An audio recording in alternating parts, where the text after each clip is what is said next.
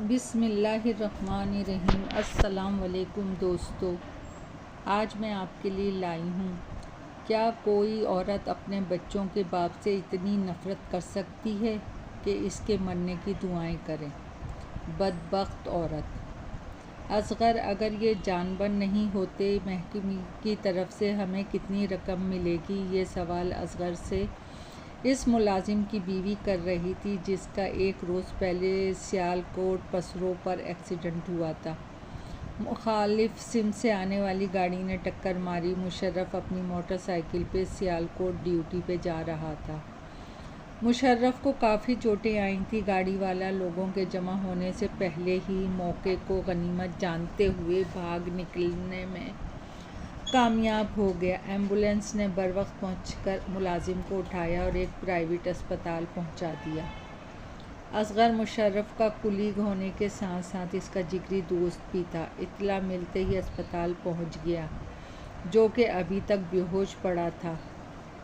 اسپتال میں مشرف کی یہ حالت دیکھ کر اس کی بیوی اصغر سے یہ سوال کر رہی تھی۔ مشرف کی بیوی 1-2 گھنٹے وہاں ٹھہرنے کے بعد واپس آ گئی، جبکہ اصغر مشرف کے پاس ہی ٹھہرا رہا۔ اصغر کی بھاگ دوڑ اور ڈاکٹروں کی کوشش سے مشرف کو دوسرے دن ہوش آ گیا۔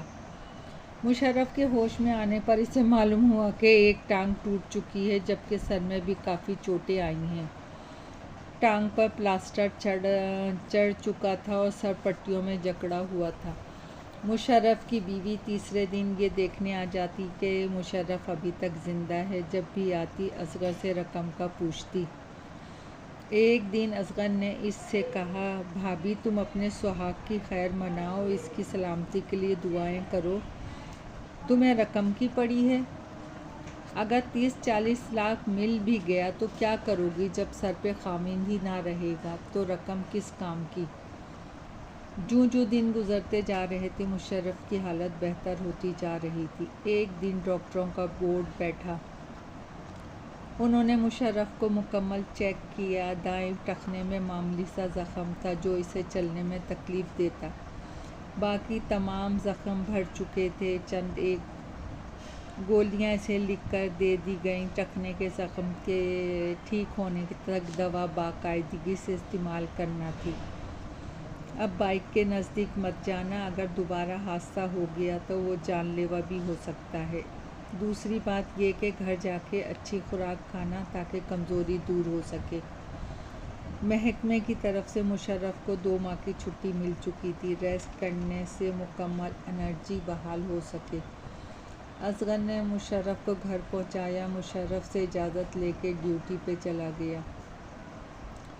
مشرف کے گھر جانے کے بعد اس کی تکلیف میں مزید اضافہ ہو گیا۔ وقت پہ کھانا نہ دوا، 30-40 لاکھ پر آس لگا کے بیٹھنے والی کی امیدوں پہ پانی پھر گیا۔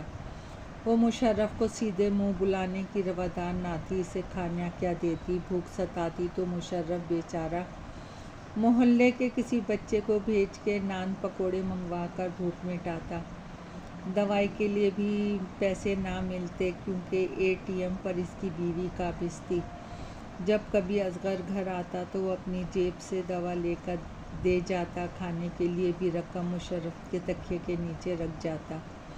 مشرف کی ایک بیٹی فرسٹ ایئر کی طالبہ تھی، جبکہ بیٹا میٹرک کا اسٹوڈنٹ تھا، اور ایک اور بیٹی ابھی پرائمری میں تھے۔ ماں نے مکمل طور پہ بچوں کو منع کر رکھا تھا کہ باپ کے نزدیک بھی مت جانا۔ مشرف کے بچے اس سے دور رہتے، تبھی تو محلے کے بچوں سے روٹی منگوانی پڑتی تھی۔ ایک بار اصغر نے مشرف کے ساتھ ایسا سخت رویہ رکھنے پہ اس کی بیوی سے پوچھ ہی لیا تو اس نے کہا، میرے والدین نے میری شادی زبردستی مشرف کے ساتھ کی ہے، جبکہ میں کسی اور کو چاہتی تھی، اور وہ ابھی تک میرے انتظار میں کنوارا بیٹھا ہوا ہے۔ ہم آج بھی ایک دوسرے کو بہت چاہتے ہیں اور ایک ہونے کی دعائیں مانگتے ہیں۔ جب میں نے مشرف کے ایکسیڈنٹ کا سنا تو اس وقت میرا من میں لڈو پھوٹ رہے تھے۔ میں نے سوچا، ایک پن دو کاج، ایک تو مشرف سے جان چھوٹ جائے گی، دوسری رقم اتنی زیادہ ملے گی جس سے زندگی آسانی سے بسر ہو سکے گی، مگر اب تو سب خواب ہی ادھورے رہ گئے۔ اچھا چلو دیکھتے ہیں بکرے کی ماں کب تک خیر مناتی ہے۔ اس کی باتوں سے ایسا محسوس ہو رہا تھا کہ ایکسیڈنٹ ہوا نہیں تھا، کروایا گیا تھا۔ اصغر کو اس کی ایک ہمسائی نے بتایا کہ مشرف کی بیوی ایک بابے سے مشرف کے لیے تعویذ گنڈے کروانے جاتی ہے، تبھی تو بیچارے کا یہ حشر ہوا ہے۔ محلے کا کوئی مرد یا عورت مشرف بھائی سے خیریت دریافت کرنے جاتا تو یہ عورت دروازہ بند کر دیتی۔ خدا خدا کر کے مشرف کی چھٹیاں ختم ہوئیں تو اس نے اس دوزخ سے رہائی پانے کے لیے فوراً نوکری جوائن کر لی اور اپنے افسر سے اجازت لے کر دفتر سے ملحق کمرے جو ایک عرصے سے استعمال میں نہ تھا صفائی کروا کے اس میں رہائش کا بندوبست کر لیا۔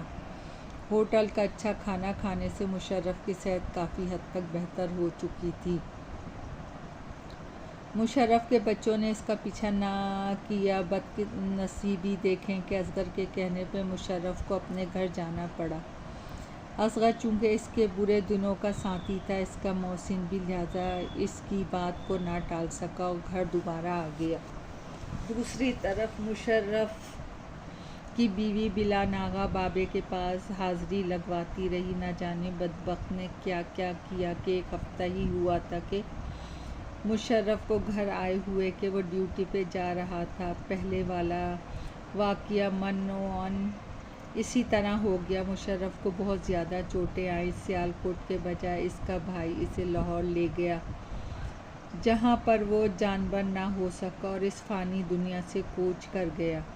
نام نہاد بابے کا کلام اثر دکھا گیا۔ مشرف کی بیوی بھاری رقم کے خواب دیکھنے والی اب اس رقم کے حصول کے لیے روزانہ مختلف دفاتر کے چکر لگاتی نظر آتی۔ دوستو، کہانی پسند آئی ہو تو لائک اور سبسکرائب کیجیے گا۔ آپ کی دعاؤں کی طلبگار۔